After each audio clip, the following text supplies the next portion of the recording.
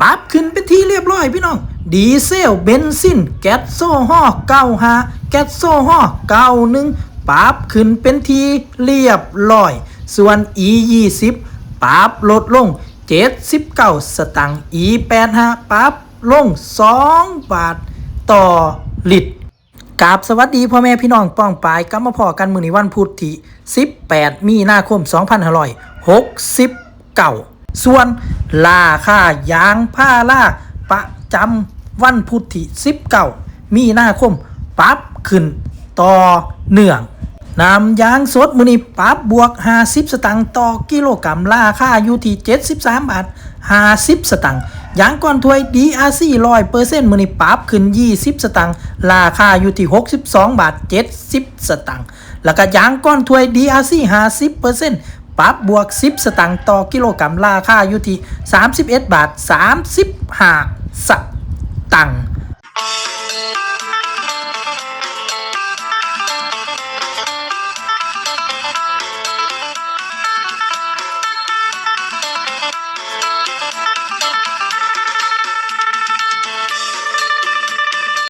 ส่วนยางแผ่นดิบคุณภาพดีความชื้นบ่เกิน 3% มื้อนี้ปรับขึ้น30 สตางค์ราคาอยู่ที่72 บาท30 สตางค์ต่อกิโลกรัมยางแผ่นลมควันชั้น3บ่อัดก้อนมื้อนี้ราคาปรับขึ้น30 สตางค์ราคาอยู่ที่75 บาท30 สตางค์ราคากลางยางพาราประจำวันที่18 มีนาคมส่วนราคากลางเขาเปลือกเจ้าหน้าปังเขาเกี่ยวสดมื้อนี้แนวโน้มราคาคงที่พี่น้องมีจังหวัดเดียวที่ปรับลดลงก็คือจังหวัดฉะเชิงเทราปรับลด100 บาทต่อตันราคาอยู่ที่ 5,800 ถึง 6,200 บาทต่อตันกาญจนบุรีมื้อนี้ราคาคงที่อยู่ที่ 5,900 ถึง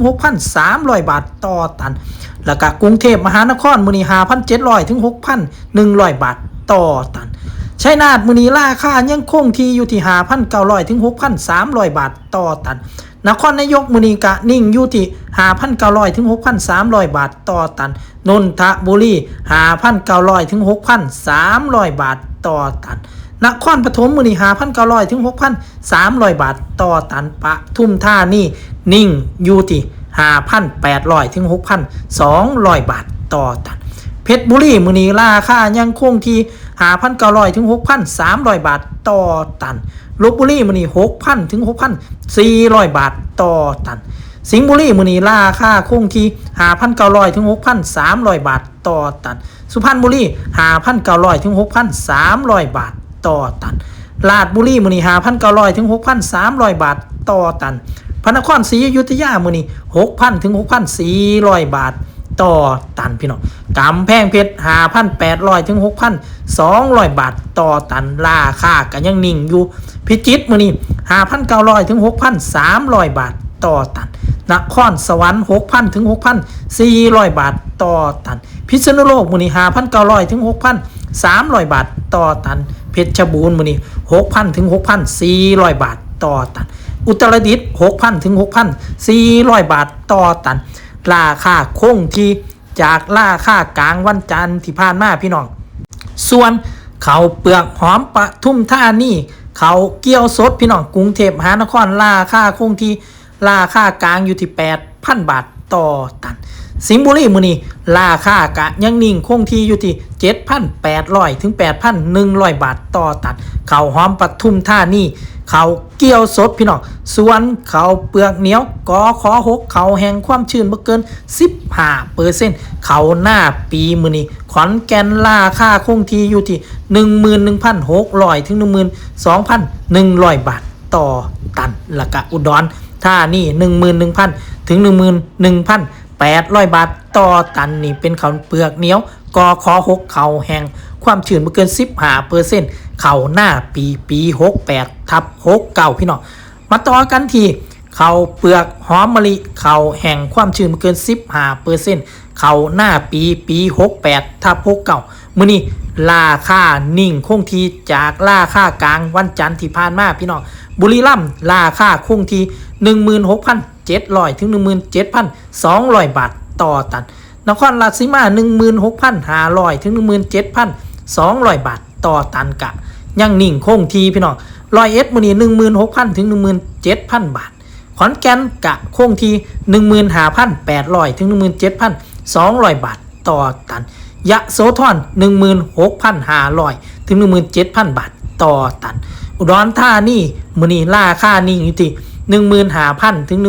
16,700 บาทต่อตันอุบลราชธานี 16,500 ถึง 17,000 บาทต่อตันศรีสะเกษมื้อนี้